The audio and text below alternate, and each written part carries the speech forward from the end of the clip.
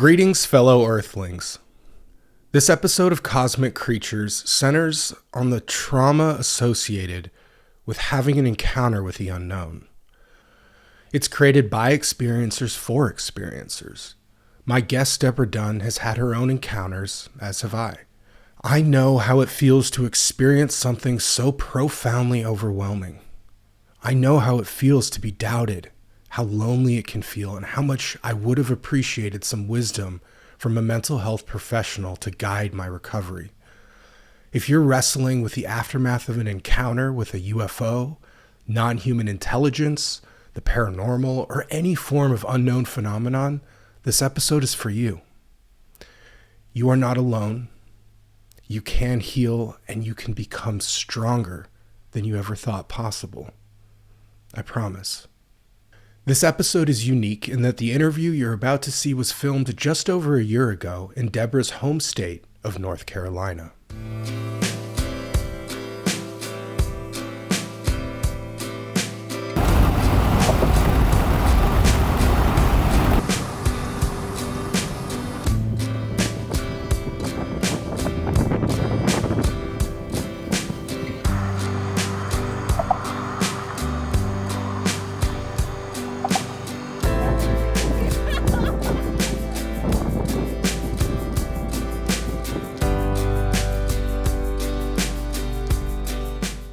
Deborah Dunn spent her entire professional career healing family systems as a licensed marriage and family therapist, LMFT, and responded to highly traumatizing events utilizing her training in critical incident stress management, CISM.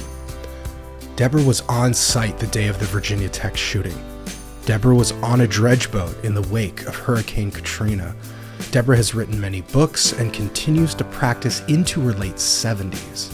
Needless to say, Deborah is a badass.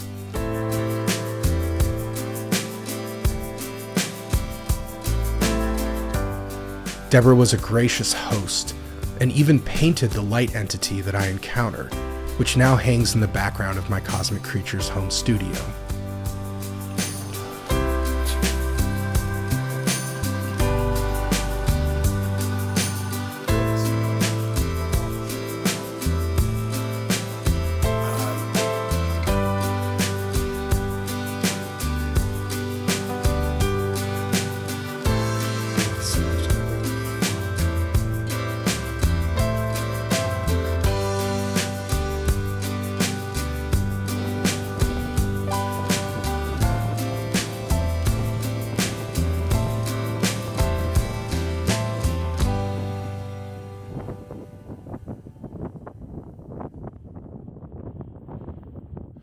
I was very much still struggling at the time this interview was filmed. Now, a year later, I'm stronger than I've ever been. My hope is to inspire anyone struggling with post-traumatic stress disorder via my own character arc from then to now. I'm living proof that PTSD provides a doorway to PTG, post-traumatic growth. That's a clinical term that refers to the positive psychological changes that can occur after experiencing a traumatic event. It is the process of not only surviving a trauma, but also thriving and emerging stronger and more resilient. You know what they say, what doesn't kill you makes you stronger. That music even sounds outer spacey, doesn't it? Do you hear that? That whistling sound? Man, we sure is getting high. You want some more brownies? No. Boy, that sure is weird music. Yeah, it sounds like, outer space-type music. Hi, Deborah. Hi, Leo. Thank you so much for having me in your home and for showing up for the UFO UAP community with such graciousness and expertise. So I understand you're a licensed trauma therapist and you've been practicing for 30 plus years. I'd like to start by asking, what is trauma? Well, it's a term that is bandied about a lot in the community. It has become a buzzword, but clinically it is an event that impacts the brain in a way that changes it. In some cases, possibly permanently. And that can be good, oddly enough, but you have to know how to navigate those waters. Right. The trauma event itself, it depends on the nature of the event and how much fear and how much violence and how much impact it has on your psyche. So it is not a one-size-fits-all definition. As with most things Right. in life. Fortunately for me, my experiences were never violent or ultimately life-threatening, though it might have felt like they were life-threatening in the moment. In the moment, yeah. So kind of engaging with trauma on a level that is not that peak level. Non-violent. How does it, how are the symptoms, how do they come out? How do they affect your daily life? How is trauma stored in the body? Right.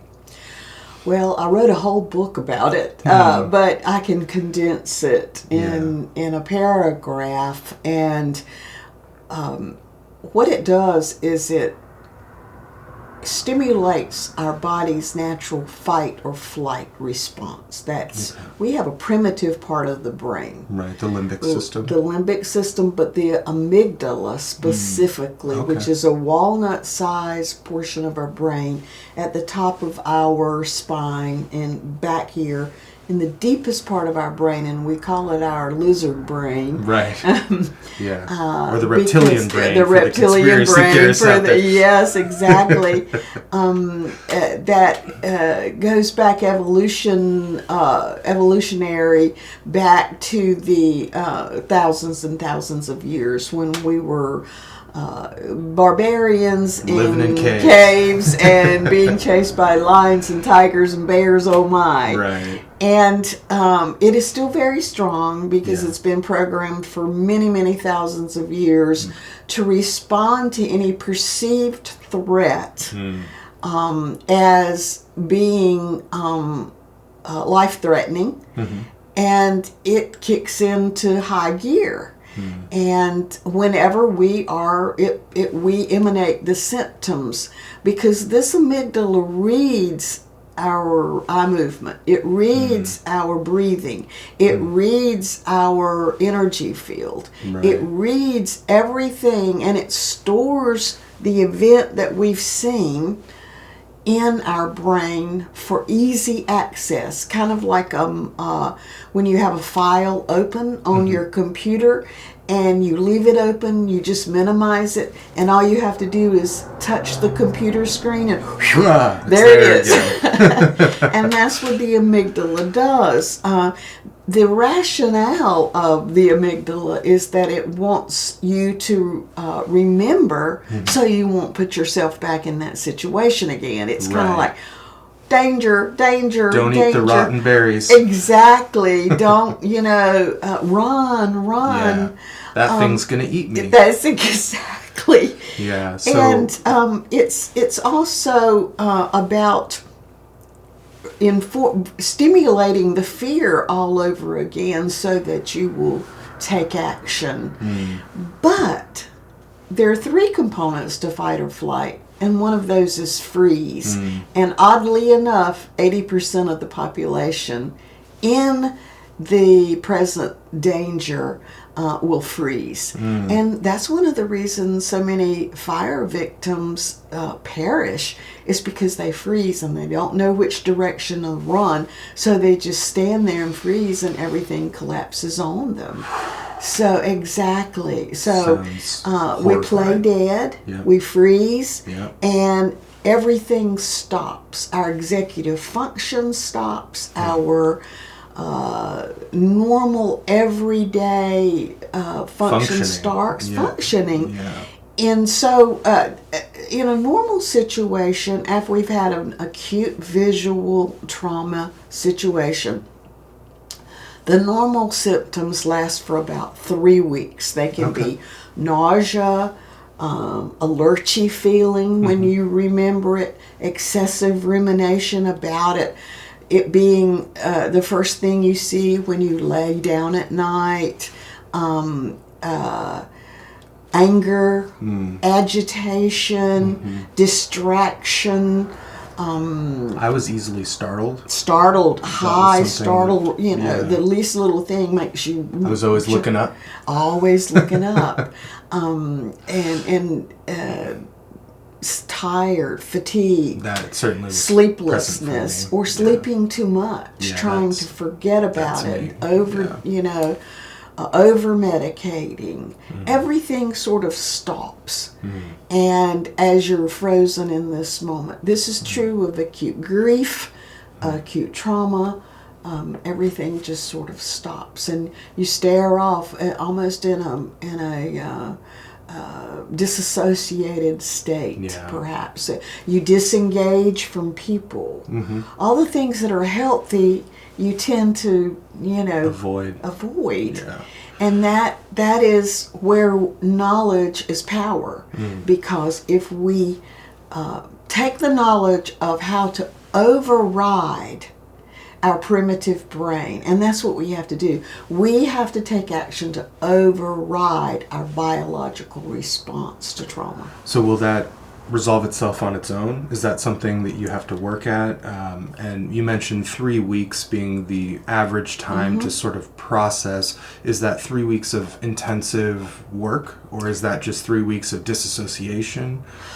Well, the first 3 days after an acute traumatic event, you're in shock, and you really can't. You can't do anything. So that's when you eat the pizza and watch the TV and, be kind to yourself. Yeah. Just be kind to yourself. Baby yourself. Yeah. But after about a week, you got to get back up and get going. Because if you do that too long, the brain's going to read that, oh, poor baby, he needs to shut down, and it's going to keep on keeping on. The hunter-gatherer mind is going to say, hey, let's stay in the cave because the predator's out there. That's exactly right. And, that thing was evolved in space to kill everything that it sees, and I want to hide from that. It's going to sting you with the death ray. Not everybody's Schwarzenegger and can just keep going out fighting. That's right. We're not Rambo. We're not... Yeah. So you have to do a lot of self-awareness and self-monitoring and know the symptoms and know the things that will trigger you. Avoid horror movies, avoid action movies, go for light books, light reading, good healthy food, lots of water. And these are things we can be doing in our everyday lives that are non-therapeutic exactly based. Yeah. Well, we should be doing them all the time anyway. Of course. Yeah. But we don't always do that, though. No. Particularly though after an acute event. Yeah. Specifically a lot of water, because when we have that first fight or flight response, our body pours out I think there are 58 chemicals, but adrenaline and cortisol being high on the list. Yeah. And cortisol will cause us to store fat, particularly in the belly.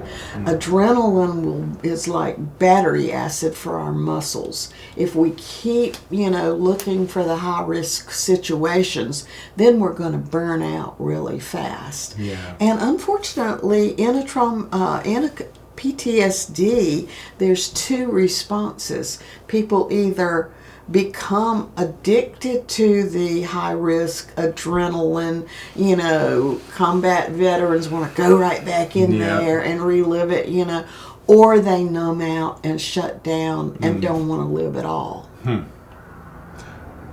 Sounds very dichotomous there, very black and white.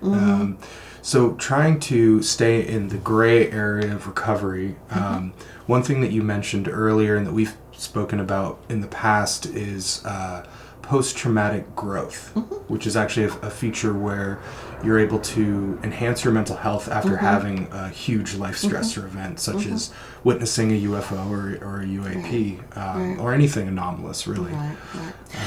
Well, post-traumatic growth is going to depend a lot on the individual. There are some people who bring old traumas into a new trauma. For example, if you were an abused child, or if you lost a family member, say, I'll have clients come to me and after, say, because I did traumatic response, critical incident stress managed response ever since 2005 in corporate sector and went out over 800 times to various. You showed up at the Virginia Tech shooting as a middle of the night, crisis incident management. Yeah. You were on a dredge boat after Hurricane Katrina. Yes, I was providing services for those who were and I traumatized. did a lot of radio after that about it across the country. Because this was a new thing. It was a new era. Virginia Tech was the kind of the seminal first really bad one. And but on a local level, which was more common, that was suicides, bank robberies, hundreds of bank robberies, where the gun is held to the teller's head or the note says, I'm going to kill you if you don't hand me this money. There were domestic violence where a beloved worker was executed and her family was executed. Many horrible electrocutions in big plants. So steering it away from the dark the highest level of trauma and back down to UAP. To UAP, UFO. But this is the trick. Yeah. The brain can't tell the difference. This is, I think, really important for everybody. Exactly, it is. What you see can even be secondary trauma. Like, for instance, that's why I tell people don't watch horror movies because you're getting secondary trauma. It means something that you see is not happening to you can be just as impactful as if it happened to you. And we seeing things on television now, like for instance the Hamas attack that was so brutal, that traumatized a lot of people. I remember Greg Braden talking about it, and he just stuttered when he talked about it because he had seen it. He was in Europe at the time, and he saw they didn't have any filters, and they showed the whole thing, and he was just sitting there, unable to express the horror of it. So the brain cannot tell the difference between a physical attack on your body and a psychological attack on your brain. So in the context of UFO, UAP, maybe something paranormal that is unexplainable, we would react to it like an unknown that might feel like we're going to die. Exactly. I certainly felt that way when I had my main encounter. And even in the residual flyover encounters and previously, before the main encounter, I had a flyover. I remember feeling that rush of adrenaline and cortisol, and even in the second flyover, it was after my main encounter, I was excited, but my body was still shaking. And, it was very, dichotomous reactions were happening spiritually and physiologically. On one hand, this was so exciting and wow. On the other hand, I'm going to die. I'm going to die. Maybe. And then, funny enough, I actually ran towards it to get a better shot. So it was a little bit of stupidity. The camera brain took over. That's right. Yeah. The adventurer brain, for better or worse. So what is if you were able to show up right after somebody had seen a UAP, UFO, or something, paranormal, something they couldn't explain, and you were doing crisis incident management, what is the first thing you would do in that session? First thing I would do was sit them down, give them a glass of water, deep breathe. Because one of the responses in fight or flight is to shut down breathing and start shallow breathing, tense the muscles, go hyper alert, stare, and for body systems to shut down. It's a primordial, I'm not going to use up all the air in the cave. Yeah. I may need this water, so I'm going to save it. I'm not going to move because if I move, it might see me, that sort of thing. Right. So we counter that by drinking the water, deep breathing, laughing, being a little personal really connecting with the person. Warmth, I'm sure saying everything's going to be okay. fine. And then I'm sure you want to make a connection, right? Exactly. You want them to not feel alone. Connection, bringing them back to the present, awareness. What do you see? What count to 5. Who's the president? Yeah, right. What did you eat for breakfast this morning? Are you okay? That sort of thing.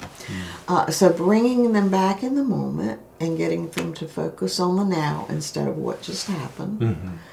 This is best done within 72 hours. Okay. So I think we need to have crisis responders willing to go out in these events.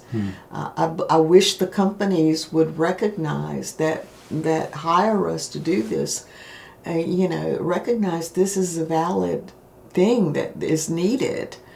So validation seems like, certainly big for myself. Part of it. For myself, that would have been helpful to have that ubiquitously across anybody that I told, and that wasn't obviously the case.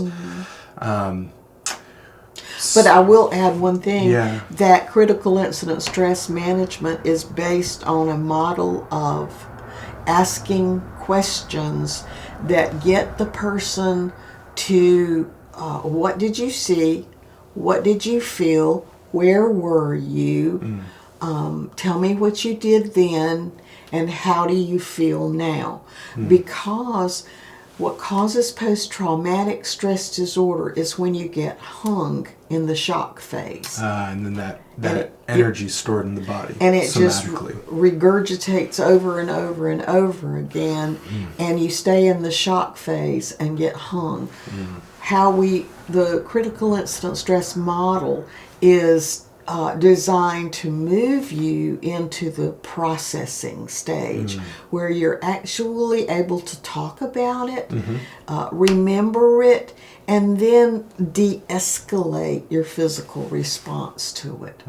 Because when you do this in the deep breathing, safe mode, then the memory gets more distance and more manageable. It's not right in your face. Yeah, it's like you had mentioned a metaphor of having the browser open. Now it's maybe minimized. Maybe you're closing the file a little bit. You can always open it back up if you want to re-examine. Right. But it's not going to jump at you like a snake in the bushes. Every time you even touch the computer.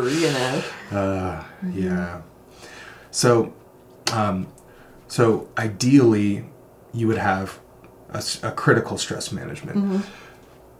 Probably not going to be available for everybody. It's probably not going to be available for 99% of the population. So what do we do then? What are some other modalities? We can do it with ourselves. Okay. We can do it with a friend, a trusted friend. It may not be as professional and it may have some mistakes to it, but if we have a friend who sort of knows that they're not, oh my God, tell me, did they have bug eyes and stuff like that? That makes us feel squeamish, but someone calm, someone grounded, somebody who knows that we're too fragile right then to go there and dissect. You can do that later. You can do that later, but right now you need to minimize that screen, Right. and you need to bring it down, and you need to rest, and you need to regroup. And so if you've had that, find that person. Hopefully everybody has that person. Hopefully they do. And just speaking for those who may not have access within the 72 hours to a friend, to a therapist, to a parent, what are some other modalities, like you mentioned EMDR in earlier conversation, rapid eye movement desensitization, or talk therapy, Right, CBT? for instance. I think you would call a therapist, and keep in mind that most people in the corporate sector have free therapy through their company benefits. And often, because of the nature of corporate work, these therapists are trained in critical incident stress management and EMDR. EMDR is eye movement desensitization and reprocessing, which is a long word for meaning we wiggle your eyes around, because one of the things that triggers the amygdala to let go of the traumatic memory is The eye movement. calm eye movement. Because remember, when during the acute trauma, we're locked in staring at the thing, and the brain reads that as, oh my God, they see the snake, they see the lion, they see the tiger, and they're trapped in the cave. So if you move the eyes and tap the meridian pressure points, we don't really know, it's a very ancient technique. But the meridian points, the pressure points, and you can feel them in the body. They're here in the eyes, here, here, here, up and down the body. We focus on the top of the body. They're the electrical pulse points where there's open windows, believe it or not, from our electrical neural system to the energy field, the larger energy field. We all have a larger energy field. And that larger energy field is connected to the universal energy field. So if we bind our garden, so to speak, I call it our garden. This is where we grow stuff in our electrical field. We grow our souls. We grow our souls. But we also grow our brains. And our brain is basically a massive electrical system, very complicated. Electrochemical. But believe it or not, the heart is even more complicated. Because when you think a thought, and this is a deep subject, and there's whole books written on this, but I'll touch on it briefly. When you think a thought, that travels to your heart as a electrical impulse. The computer in the heart reads that and sends out messages to your neural cell biology and tells you whether you're going to live or die. So if Whether perceived or real. Exactly. This is, again, That's right. going back to and that, it's all in the heartbeat. And the heartbeat change, we can't tell the difference. But it's and I love the movie Contact for that reason. I still need to see that one. I know. Well, you got to see it because the information she gets comes in code. Da, da, da, da, da, da, and it comes Like in Morse. massive amounts of codes. Yeah. I liken that to the heart. The heart is taking all this information and sending it to your deep cell level biology, and it's telling the cells, this person's going to live, so they need energy. This person's going to die, so shut it down. down. Yeah. What about talk therapy, cognitive behavioral therapy? What's the impact with traumatic in events? a trauma, talk therapy can actually exacerbate symptoms if it's just reliving over and over and over again and strengthening those neural pathways that make you feel dangerous and you're reliving it and just being re-triggered over and over and over. That's called re-traumatization, actually. you know.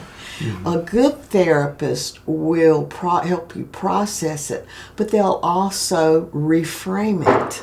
For example, did the being you saw pull out a weapon? Nope. Nope. Okay. So now you have the memory with the thought, there's no weapon present. Did the being you saw threaten you in any way? No. No. Not at all. That's a new thought interject into the memory. So if you rehearse these good thoughts and these reframing thoughts that help you manage the memory, then you're not going to be re-traumatized. Yeah. But if you have an untrained therapist who perhaps has had trauma in their life where they are danger focused, oh my God, you know, that's amazing, but did they have bug eyes? Yeah, You right. know? Then you know to find somebody else. Yeah.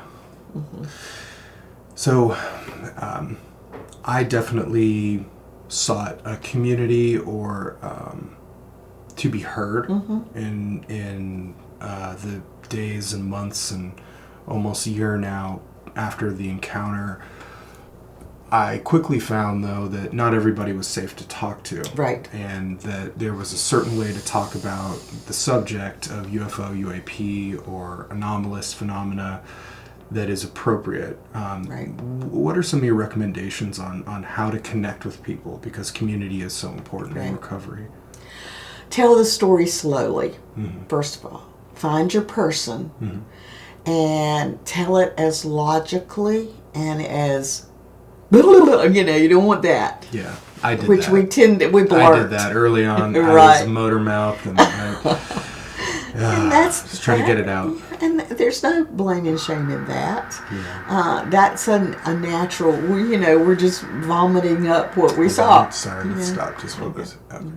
So it started with, and there's no blame and shame. There's no blame and shame in that. You were just kind of regurgitating, and we don't. It was a verbal call for help. That's right, exactly. It was panic response. Certainly panic, Right. yes. I think had I known that this had happened to you, you told me that you were actually en route to a wedding, and you went on to the wedding and you put on a happy face, but you don't remember much about it. You didn't engage. And I remember it. I just, I could only go to the ceremony where all I had to do was sit there and be present, but going to the party, I skipped out. I couldn't do it. Had I been, if you'd had a hotline to Deborah then, I'd have said, go home, be with your parents. Yeah. Don't go to the wedding. Yeah. Because that was a crucial few hours that you needed to feel safe. Yeah. And in a crowd of people, that would have only triggered a disassociation response. This has happened to me and nobody knows about it. That is exactly how I felt. Alienated, if you will. Alienated from the group and stigmatized. Whereas if you had gone home and shared what had happened to you in a safe environment, because you have good parents, I've met them, and they would have had a positive response and a reassuring response, because we feel very childlike in that moment, like we're reduced because our world has become, the rug's been pulled out from underneath of us. Everything we know has changed, and that's a lot to process. It wasn't just seeing this being, it was, how does that change my understanding of the world? Yeah. I'm still working on that number, and I think I might be for the rest of my life. And that's not a bad thing. Yeah, I think that's the more curious part of my brain. But back to your question about post-traumatic growth, what you're doing now is post-traumatic growth. You're making what was meant to be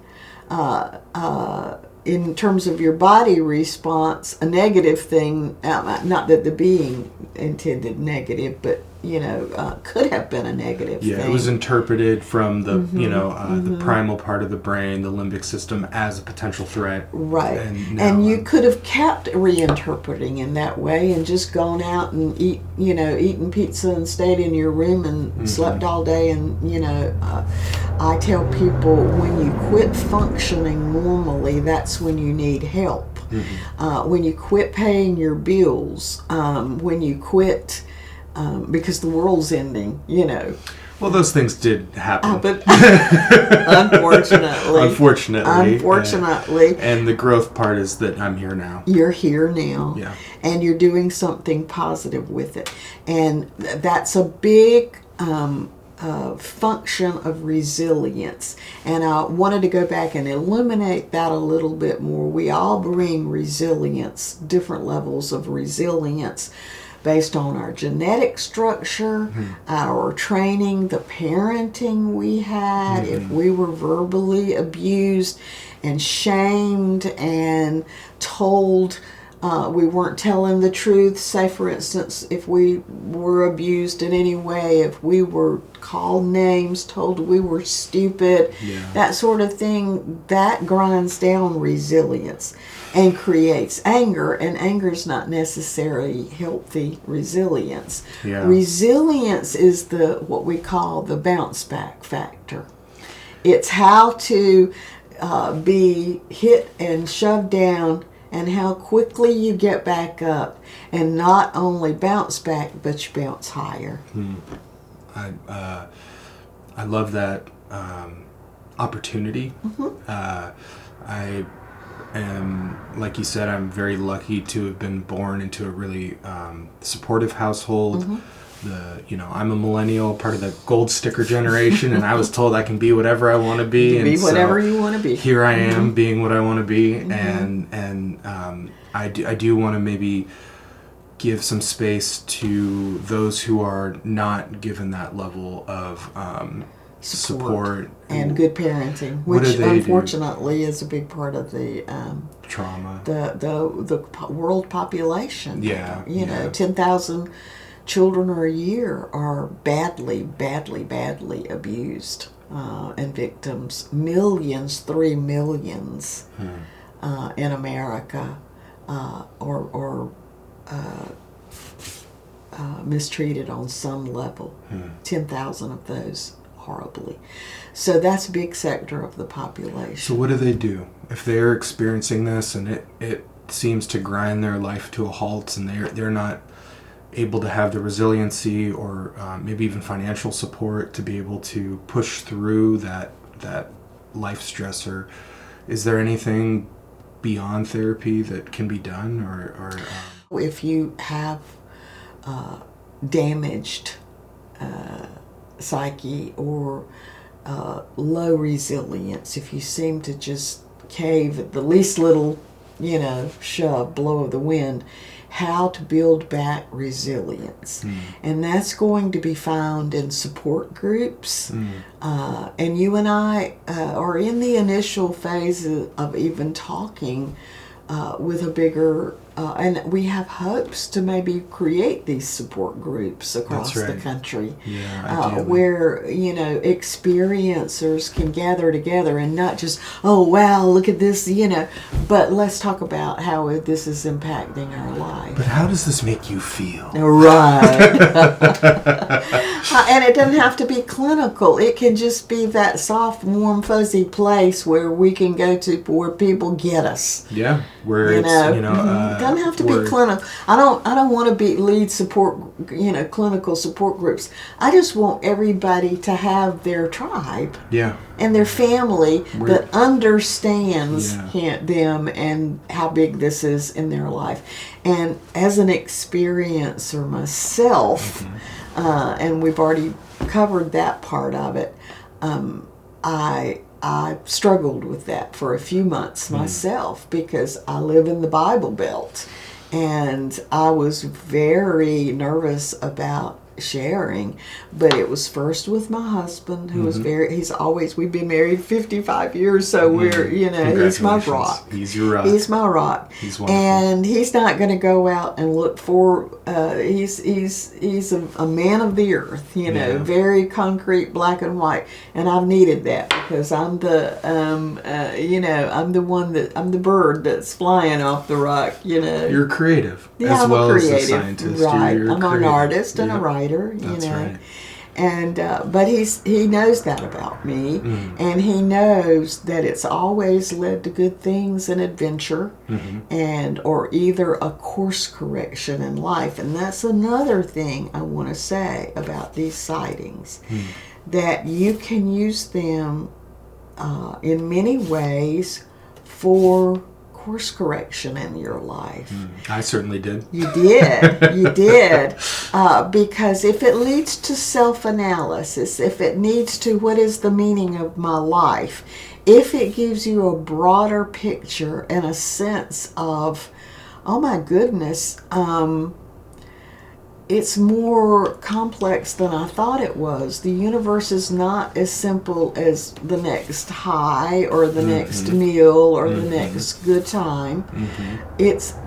Life has more meaning than this.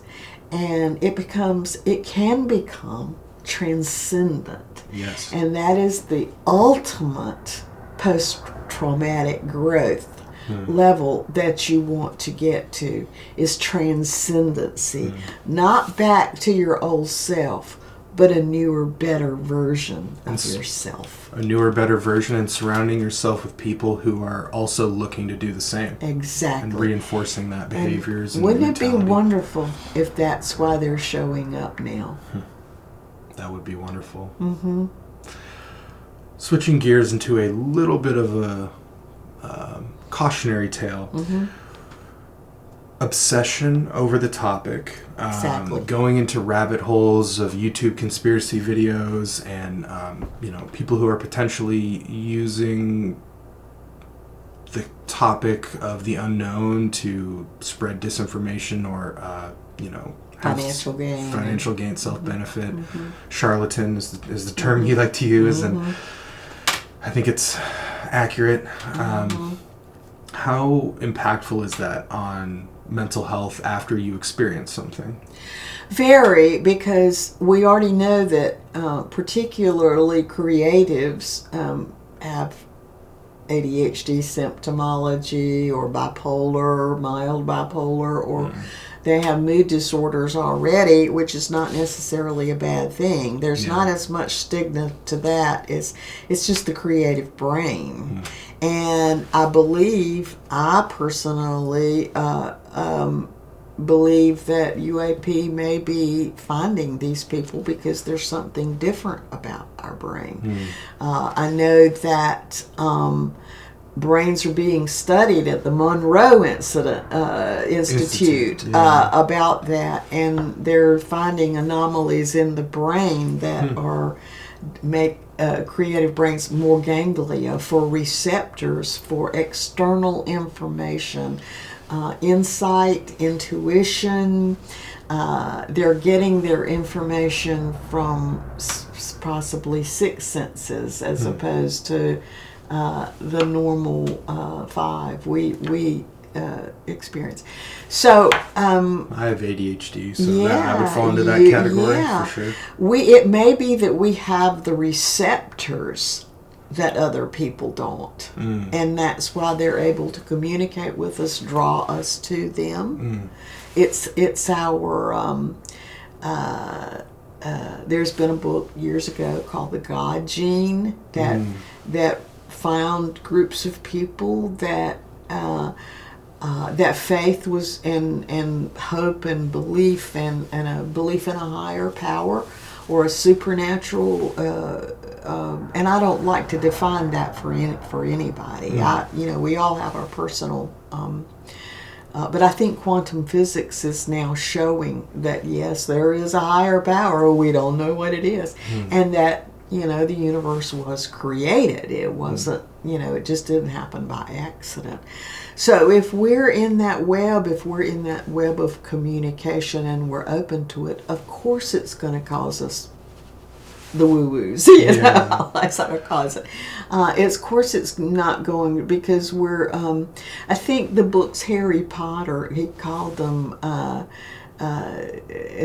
certain groups of people that didn't understand any of it, and he found it very difficult to interact. Harry Potter did with those people, the family he grew up in, even the Muggles. And so we have to find the people like ourselves, maybe with the built-in radar. Doesn't make us special. It does make us different, but it doesn't make us special. Yeah. I don't like the term Muggles because it sounds condescending. I call it the concrete brain versus the creative brain. Right. The concrete brain tends to see everything in black and white. So the creative brain, however, is the most easily damaged. Suicide and depression and anxiety are rampant in the creative community because we're taking in more information than we can process. We feel things deeper. We have limbic systems that become compromised over time, and we may need help medically shoring up those weak areas of our brain. For instance, in our electrical systems, if you use it as examples in a house with a poor electrical system, it may need to be some rewiring going on, some strengthening, some better conduits, because a lot of what's happening is misfiring of the synaptic electrical endings, and it's a slight miss. And that leads to a lot of impulsivity and anger. And but back to your question about the going down the rabbit hole can actually stimulate in the creative brain a locking in response, where we just get locked in and we're staring at the screen just like we stared at the UAP that we saw.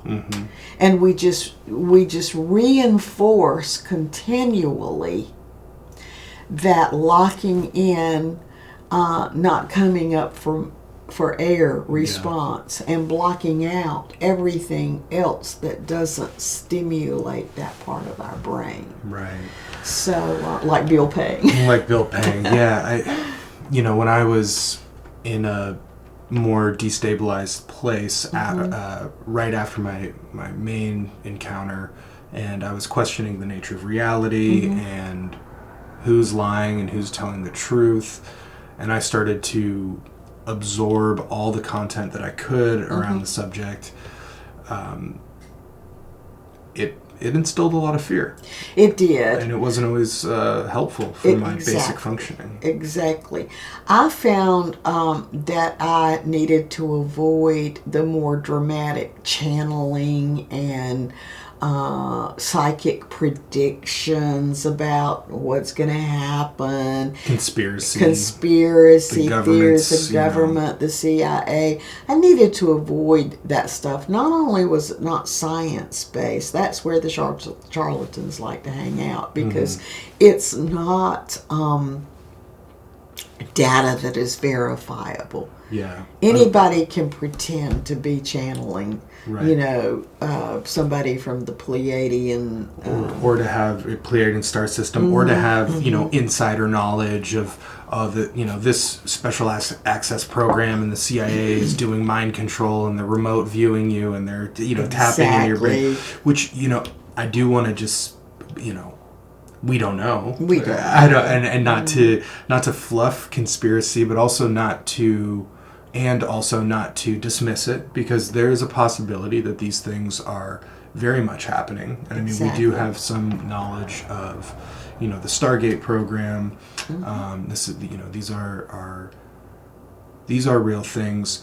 I found it to be very scary. More than scary, it was terrifying. It was terrifying. To wonder if this was happening to me, and that was a rabbit hole in and of itself. To wonder, even in my daily life, who can I trust, Right. or like who might be planted. I mean, it was that level of paranoia. Just, I had to cut it out. I literally just had to stop that part of my brain from running the simulations of Exactly. What could happen. what could be happening, and to just focus on the things that we talked about earlier in the conversation, like basic nutrition, starting to show up in a normal environment, in a normal life. Right. For me, sobering up, that was huge. Right. That did wonders for reducing the paranoia, for really grounding myself with the people that I could trust.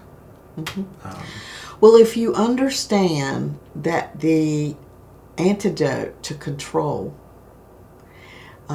is to not be afraid, because all control is based on a fear-based modality. Fear is what controls people. Right, and love is freedom. Love is freedom. On the opposite And end. even if, for example, we'll say, 6 million Jews got killed in the Holocaust, a healthy amount of acknowledgement of what is happening around you and taking precautionary measures like getting away or leaving. I mean, a lot of the population that got into the trains had just refused to believe what that we're seeing in concrete terms around them. But the Nazis were actually systematically trained to fear the Jewish population. That was the mind control part of it. And they did atrocious things in the name of being afraid. Right. So you have to have healthy fear, which allows you to get out of a dangerous situation, but in doing it in a rational, non-reactionary basis. Right.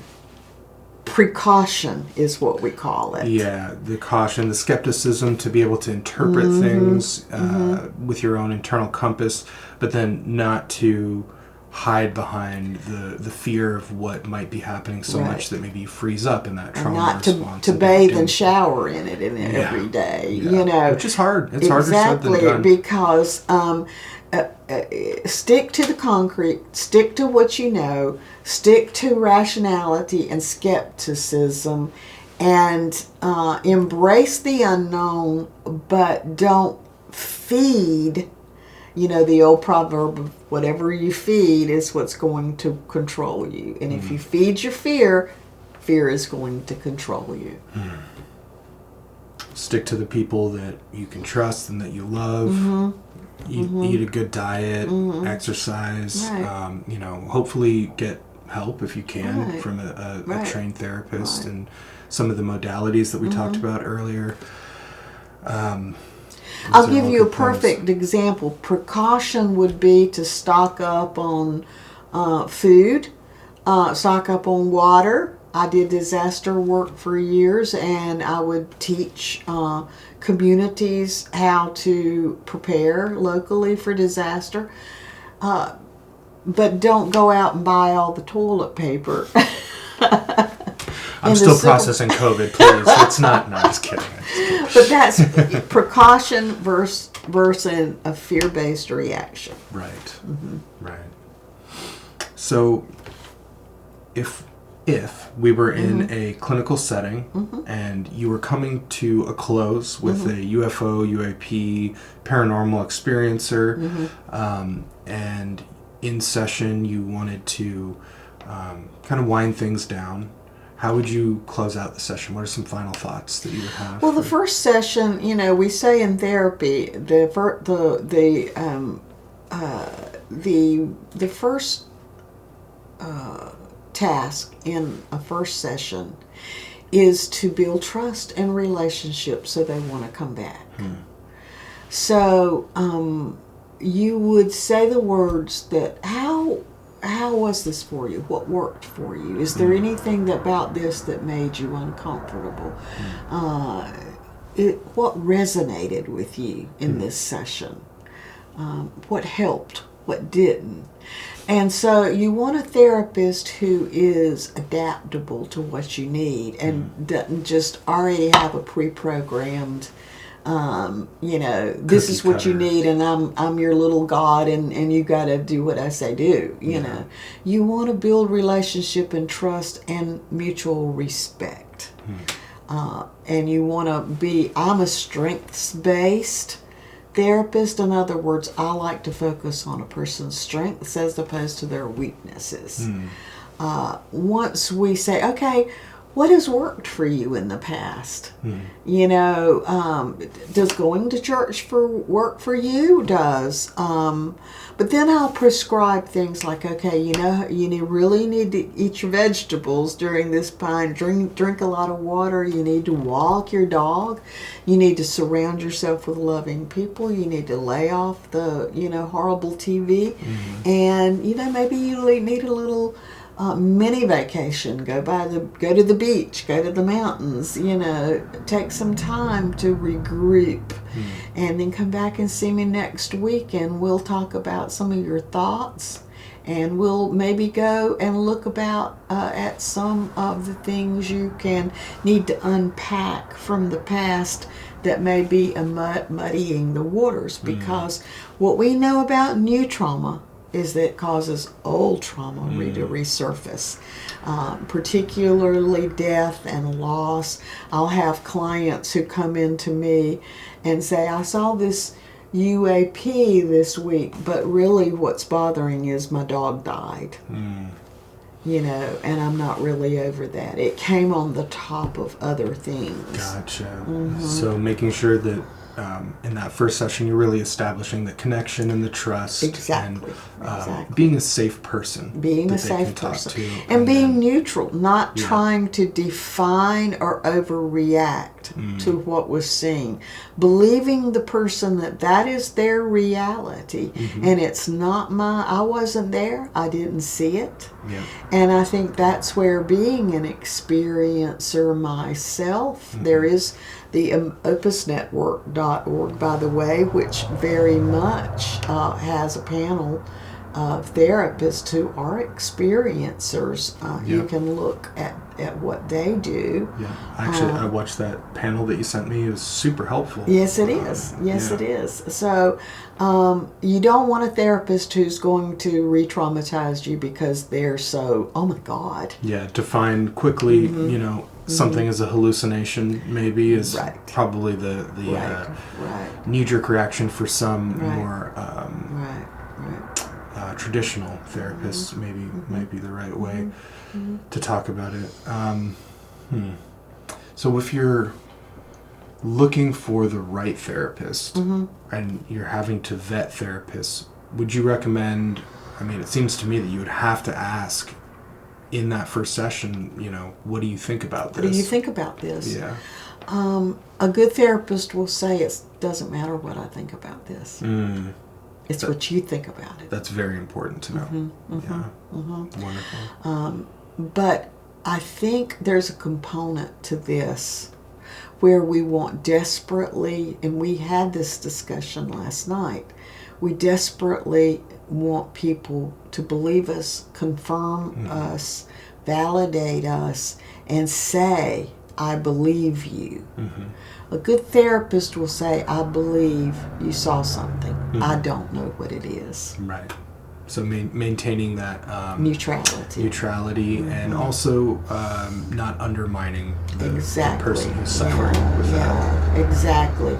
And that brings up an important point. There's a danger in that if you're part of the small population of experiencers who perhaps are schizophrenic or have had psychotic breaks in the past, And that was one of the problems with that Chris Bledsoe experienced, that he had been over medicated and hospitalized at some point, and that a lot of people thought he was having another psychotic break and dreaming everything up.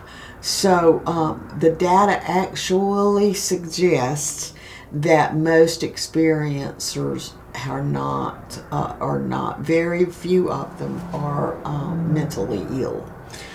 And that the few who are understand the difference between what has happened to them and their mental health issues. They are able to say, this is different. Right.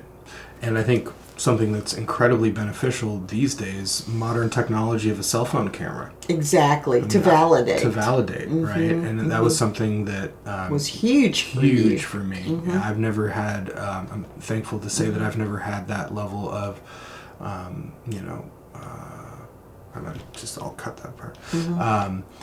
I'm thankful to have a certain type of mental health with ADHD, though it doesn't come with the hallmarks of hallucinations. And still, this topic is so vast and unknown and scary for people that my videos that I was able to capture just on a cell phone helped me convey that this isn't just a fabrication. This isn't a hallucination. It showed up photonically on a cell phone sensor. And it's continuing to show up. Certainly has continued. Last night was a wonderful example, and yeah. we'll be seeing that footage in this episode. Deborah, I am so thankful for you and all the work that you have done, and you are just simply a healer and an artist and a scientist and a deeply spiritual person, a religious person. Not religious, really. Not religious. Okay, spiritual. I have a spiritual framework that's based in the Judaic Christian tradition, but I am not a church attending traditional Western Christian in that sense. Right. All this has, the beautiful thing of all this is I was actually losing my faith before all this happened. My faith came back in droves, but it came back bigger, shinier, more solid, and more universal. That validated my science, bent towards science and love of quantum physics and all the reading I was doing, but expanded it. I call it. I was outside of the box looking in and finding it hard to relate to people, because like I said, around here this is the Bible Belt, but nobody had ever challenged me to go back and read the words of Jesus in the Aramaic and early, what he actually said in his language. It's all there. It's all there in the Bible. The stories, I think that's addressed in many of the wonderful series like Ancient Civilizations now. We've just misinterpreted a lot of it. And that's the other component I wanted to mention. I've actually had to deal with some contingents of the fundamental community saying this is all demonic, It may be in some sense. That's where we have to be judicious. But I've been a spiritual person long enough to know the difference. And I know that what is happening here is a good thing. Certainly was positive in my life. I don't think a demon gives you help, self-help, personalized and messages. Happiness and joy, all the fruits of the Spirit. I'm working on it. It's not an immediate. But the Bible says you will know the tree by its fruit, and the fruits of the Spirit are peace, joy, love, long-suffering, kindness, gentleness, patience, all those good things that we associate with a healthy life. Yeah. And the demonic is not going to give you that. Right. It may pretend, but it's going to fall very quickly away. And I think actually a lot of Christians, fundamental Christians, are being deceived about that. They're fear-based. Again, that's about control and not about spirit. Yeah. Spirit sets you free. I certainly hope that this phenomena can reach across the aisle between science and religion and start to fuse together. Bring people together. A new connectedness and a new openness, and again, not being fear-based, but being love-based. Love-based. And open and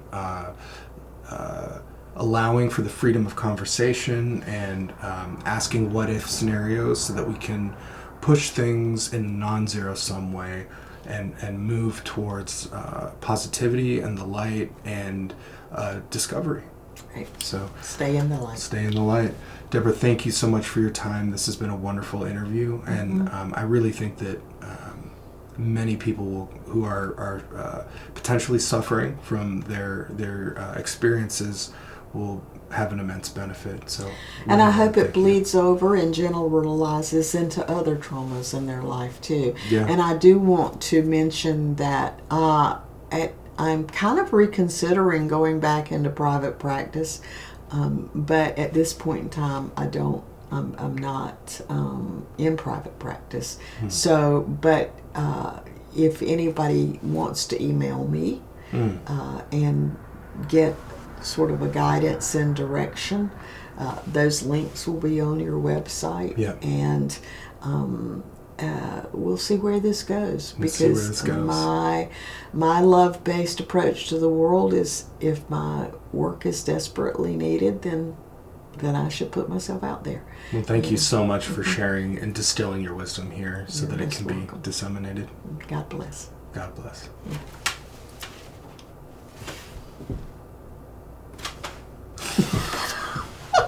Well, I won't. I'll cut that part. You're being funny. Yeah. Wonderful. How did that feel? Felt wonderful. That felt great. In addition to this interview, we also filmed a Skywatch. Sadly, I'm unable to include that section at this time, but I hope to share that story in a future episode once I obtain the necessary permissions. I think this episode is best focused on PTSD and trauma management. The Skywatch story is more personal, awe-inspiring, and bittersweet. One thing that Deborah said to me off camera that was simultaneously the most challenging and the most powerful was something along the lines of, "Leo, if you want to be a leader to the UFO community, you need to be strong. They won't want you if you're still broken." That was a bitter pill to swallow, but the medicine rang true. After leaving Deborah's home, I spent the past year working with a wonderful therapist who I will also have on the show in the near future. We did a process called brain spotting, which is the update to the EMDR modality Deborah described in this episode. I cannot recommend it enough.